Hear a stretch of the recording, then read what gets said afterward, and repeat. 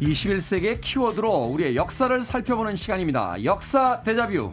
오늘도 공간역사연구소 박광일 소장님과 함께합니다. 안녕하세요. 안녕하세요. 대통령 선거 이후에 가장 많이 보게 되는 뉴스가 청와대 집무실 이전과 관련된 내용이 아닌가 하는 생각이 듭니다. 일부에서는 안보 공백, 이전 비용에 대한 문제를 제기하고 있기도 하고, 또 반대쪽에서는 이 공간이 어떤 사람을 결정한다라고 해서 네. 공간 이전이 중요하다, 이런 이야기를 또 하고 있는데, 자, 현실적인 문제만큼 고려해야 할 게 역사적 의미가 아닐까 하는 생각이 들어요. 지난 1월에 경복궁 복원 얘기를 해주셨는데, 그러면서 이제 청와대 역사 간단히 소개를 해주셨습니다. 네. 오늘은 바로 그 청와대 역사에 대해서 좀 더 자세히 이야기를 들어보도록 하겠습니다. 네, 그 청와대 논란이 이렇게 이제 커질 줄은 좀 몰랐는데요. 네. 사실은 이제 청와대 같은 경우는 사실은 많은 논란이 있던 자리이긴 합니다. 무엇보다도 이제 그 자리가 굉장히 역사적으로 유래가 깊은 자리라는 점에서 이제 많은 분들이 거기에 대한 의미 부여를 다양한 방식으로 했었거든요. 네. 예를 들면 이제 고려시대 거기에 처음에 이제 궁궐이 있던 자리고요. 조선시대 경복궁이 이제 나중에 흥선대원군 때 이제 그 중건을 한 이후에 북원이라고 하는 공원이 만들어지는데 그 후원 지역에 포함이 되어 있었습니다. 그런 의미에서 볼 때 이제 청와대가 갖고 있는 의미가 사실은 이제 경복궁하고 깊은 관련이 있다라고 볼 수가 있는데요. 네. 처음에 이제 경복궁을 건설했을 때 기준으로는 이제 궁궐 밖이 되지만 그 뒤에 이제 경복궁을 중건하면서 신무문 밖에 후원 공간을 마련하는데 여기 이제 육문당, 육무당을 하는 경무대 영역이 만들어지게 됩니다. 경무대 영역. 경무대라고 하는 것이 무예를 살핀다. 요런 정도로 보시면 될 것 같고요. 그다음에 이제 그 옆에는 경농제를 중심으로 해서 왕이 친경을 하는 직접 농사를 지어 보이는 그런 공간이 있었습니다. 왕이 농사 주셨어요? 네. 창덕궁 안에도 농사를 짓던 논이 있었고 그 논에서 나온 쌀을 신하들에게 나눠주기도 함으로써 어떻게 보면 이제 백성들에게 모범을 보인다라는 모습을 보여주기도 했었는데요. 네. 경무대라는 이름에서 짐작할 수 있는 것처럼 무예 훈련장이 기본이었고 또 이제 그 고종 때 보면은 과거를 봤던 흔적이 남아 있어서 기록이 남아 있어서 나름 이제 중요한 의미를 갖고 있다고 볼 수가 있는데요. 그런데 이제 고려시대 여기에 이제 궁궐이 있었던 이유는 사실은 이제 고려시대 궁궐은 약간 산비탈에 의지해서 경사를 이용하는 반면에 이 경복궁을 포함해서 조선시대 궁궐은 평지에 짓습니다. 그러다 보니까 이제 두 궁궐 사이가 이제 공간이 좀 비었고 그러다 보니까 이제 그 청와대 얘기를 할 때 궁궐 자리이지만 경복궁에서는 바깥 또는 후원 자리였다 이렇게 얘기를 하게 되는 겁니다. 네. 그러니까 말하자면 고려 시대와 이제 조선 시대의 건축 방식 자체가 달랐기 때문에 이제 위치가 조금 근방이긴 합니다만 이제 조금 달라졌다. 맞습니다. 그런데 후원이나 훈련장 과거 시험장으로 쓰던 한적한 공간이었는데 말하자면 이제 공터 공간인 거잖아요. 과거 시험 보고 무예 연습하고 이러려면 이제 터는 있지만 사실 그게 건축물이 이렇게 올라가 있는 자리가 아닌 건데. 네. 이게 언제부터 우리나라 권력의 중심지가 된 겁니까? 말씀하셨던 것처럼 거기에는 육문당, 육무당이라고 하는 몇 개의 건축물 외에는 없었거든요. 네. 그런데 이 자리가 이제 우리나라 권력의 핵심으로 등장하게 된 거는 일제강점기입니다. 1939년 9월에 조선 총독의 관저가 여기에 자리를 잡게 되면서부터인데요. 사실은 이제 그 전에 조선 총독의 관저는 남산 외성대에 있었습니다. 원래 이제 통관 관저가 그대로 넘어왔다라고 볼 수가 있는데 1926년에 새로운 총독부 청사가 경복궁 자리에 들어서게 되면서 남산과 경복궁에 약간 거리가 있게 된 거죠.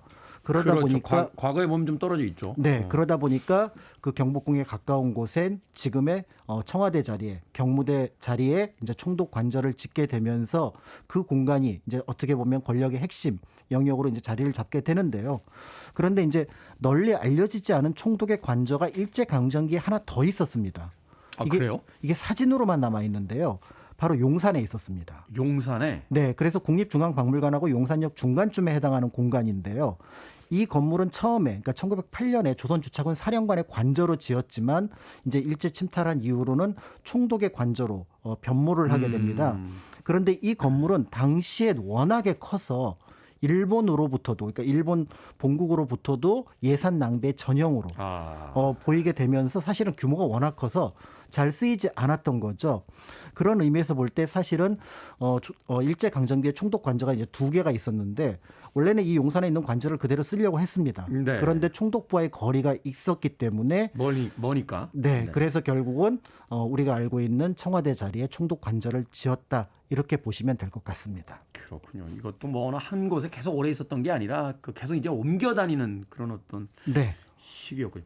총독 관저는 근데 광복 이후에도 한동안 남아 있지 않았나요? 그 계속 쓰이죠. 네. 그래서 이제 광복 이후에도 이제 미군정 장관이었던 하지. 그러니까 그 장관의 관저로 이제 이것을 그대로 쓰게 됩니다. 처음에는 뭐 호텔에 있었지만 1945년 12월부터는 이 총독 관저를 그대로 쓰게 되고요. 네. 그다음에 이제 1948년 정부 수립 후에 대통령이 여기에 머물게 되면서 이 공간에 이제 이름을 처음 붙입니다. 그 이름이 바로 원래 이 장소를 가리키는 이름이었던 경무대. 경무대. 그래서 이제 우리가 알고 있는 경무대의 역사가 이제 시작이 되지만 원래 그 건물은 총독 관저였다 이렇게 볼 수가 있는 거죠. 그렇군요. 1공화국 때 1공화국 배경으로 한 왜 그 드라마 같은 거 보면 나오잖아요.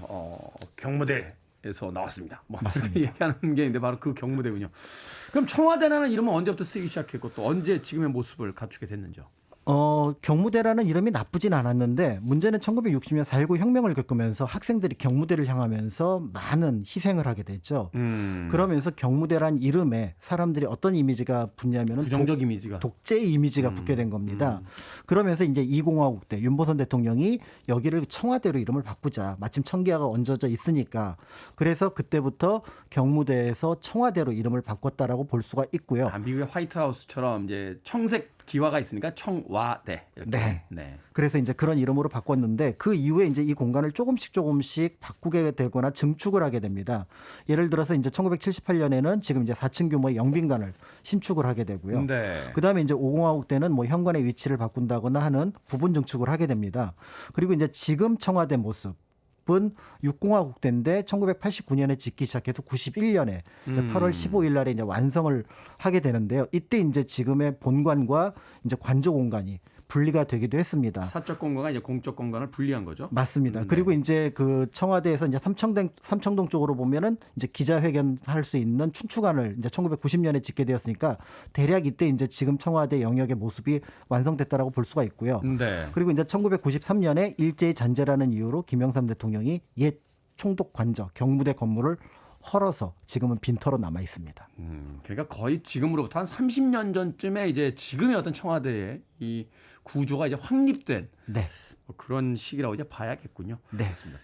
자, 고려 시대의 궁궐, 조선 시대에는 경복궁, 일제 강점기는 총독 관저를 거쳐 미 군정사령관의 관저, 이승만 대통령이 머문 경무대까지 이 청와대의 옛 역사를 소개를 해주셨는데 옛날 청와대 건물과 비교했을 때 지금 청와대의 특징을 하나 이렇게 딱 집어서 이야기해 준다면 뭐가 있을까요? 옛날 청와대 건물은 사실 2층의 조그마한 건물이었습니다. 그런데 이제 지금 90년에 지은, 그러니까 91년에 지은 이 새로운 청와대 같은 경우는 딱 보시기에 여러분들이 볼 때 이거 궁궐하고 연결이 되어 있구나 그런 느낌을 갖게 될 텐데요. 실제로 실외의 모습도 그렇거니와 실내의 모습도 궁궐의 여러 부분을 예를 들어 기둥이라든지 창호라든지 이런 부분을 참고를 했습니다. 사실은 청와대가 대통령의 직무라고 하는 실무적인 영역이 있기도 하지만 외국 정상들이 방문을 하거나 또는 외국에 우리나라를 소개할 때 주요 건물로 소개가 된다는 점에서 우리 역사 이제 전통이 거기에 담겨야 된다라는 의미를 거기를 포함을 하고 있고요. 네. 그런 면에서 볼 때 대통령의 이제 직무 공간은 민주주의라고 하는 지향점하고도 맞아야 되지만 사실은 우리 역사, 우리 전통 이런 부분을 담는 그런 것들이 필요하지 않을까라는 생각이 듭니다. 그리고 이 둘이 사실은 어떻게 보면은 서로 부딪힐 수도 있지만 또 잘만 하면은 두 개를 연결할 수 있는 멋진 디자인이 나올 수도 있지 않을까라는 생각을 하는데 그런 면에서 생각해 볼 수 있는 것이 바로 경복궁이 아닐까 이런 생각을 합니다. 그렇군요. 요새는 뭐 그 건물 레노베이션 할 때도 그 건물 외벽 안 허물잖아요. 그리고 그냥 거기다가 이제 새로운 어떤 형태로서 또 디자인을 했으기 넣고 하면서 공존하는 어떤 그런 디자인들을 많이 하니까. 자, 그런데요. 이 궁궐은 단순히 왕의 거주 공간이나 업무 공간이 아니라 당시에 이제 말하자면 모든 어떤 건축적 혹은 과학기술 가치관 이런 것들이 이제 집약된 공간이라고 볼 수 있지 않습니까? 맞습니다. 그래서 궁궐은 말 그대로 이념과 실제, 특히 이제 경복궁을 기준으로 보면 그것을 잘 맞춘 건축물이라는 평가를 받는데요. 네. 궁궐은 기본적으로 세 개의 영역으로 나뉩니다. 왕이 생활하는 연조라고 하는 공간이 있습니다. 어떻게 보면 개인적인 공간이라고 할 수가 있고요. 그다음에 이제 신하들이 머무는 외조가 있습니다. 이제 외조. 관청이 궁궐 안에 이제 들어가 있습니다. 권례각사라고 하는 것이 들어가 있는데 이 두 공간 사이에 치조라고 하는 그러니까 일종의 정치하는 공간이 있습니다. 그러니까 이제 정치라고 하는 것은 왕이 혼자 하는 것도 아니고 신하들이 독주하는 것도 아닌 이 둘이 만나서 정치를 한다. 그게 궁궐 구조에 그 고스란히 녹아 있는 거고요. 그래서 우리가 알고 있는 근정전이나 사정전이 그 영역에 해당한다고 볼 수가 있는데 더 나아가서 이제 그 조선을 건국할 때 정도전은 임금이란 정사를 부지런히 돌봐야 된다. 그래서 가장 중심 궁궐에 근정전이라는 이름을 붙여 놓았습니다. 그리고 이제 그 앞에 신하들과 만나서 회의를 하는 편전인 사정전 공간이 있는데 네. 그 옆에 천추전, 만춘전이 있습니다. 근데 봄, 가을이 1년에 한 번이니 천년, 만년으로 해석을 할 수가 있거든요. 네. 그러니까 천년, 만년간은 정치를 왕과 신하들이 모여서 생각하며 하라. 이 영역의 의미가 그런 의미를 담고 있는 거죠.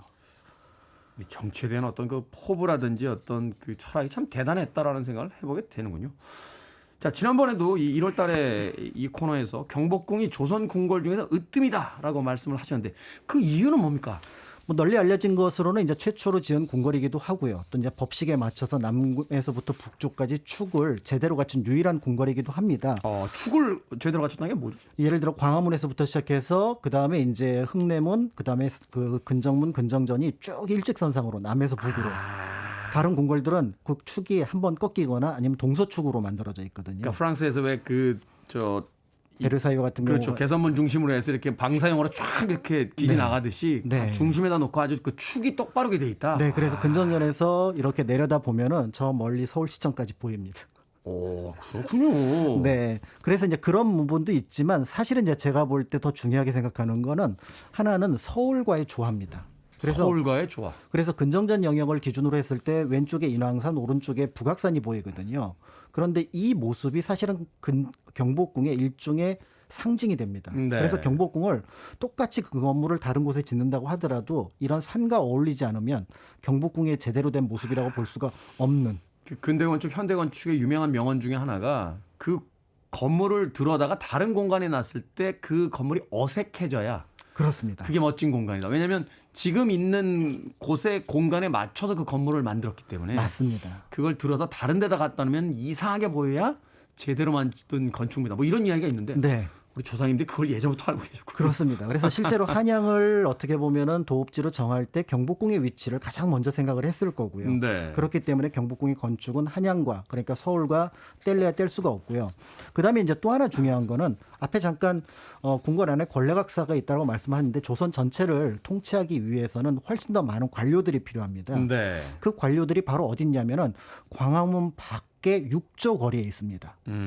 그러니까 우리가 알고 있는 지금 그 광화문 광장에 2조, 그러니까 의정부를 포함해서 6조, 2조, 호조, 예조, 형조, 병조, 공조에 해당하는 각 관청들이 있으니 사실은 창덕궁을 쓸 때도 이 6조 거리는 있었거든요. 네. 근데 거리가 좀 멀어지죠. 그러니까 나중에 이제 임진왜란 때 불에 타서 복원하지 못했던 이 경복궁을 흥선대원군 때, 고종 때 복원했던 이유는 바로 뭐냐면 경복궁의 관청과 그 다음에 궁궐 밖의 관청이 서로 연결이 되어야 정치가 합리적일 거다. 그러니까 유기적으로 연결이 잘 된다. 그렇습니다. 그래서 경복궁은 6조 거리와 한 세트거든요. 그러니까 그것만 떼어서 볼 수가 없다라는 점에서 그런 면에서 경복궁은 다른 궁궐과는 차이가 있는 특별한 궁궐이다 볼 수가 있고요. 사실은 어떤 자리가 어떤 사람을 만들기도 하는데요. 또 한편은 그 자리는 사람 쓰기 나름이라는 걸 경복궁이 보여주기도 합니다. 바로 경복궁에서 세종이 있었지만 또 연산군도 있었습니다. 그렇군요. 역사 대자뷰, 오늘은 청와대와 경복궁의 역사에 대한 이야기를 알아봤습니다. 공간역사연구소 박광일 소장님과 함께했습니다. 고맙습니다. 감사합니다.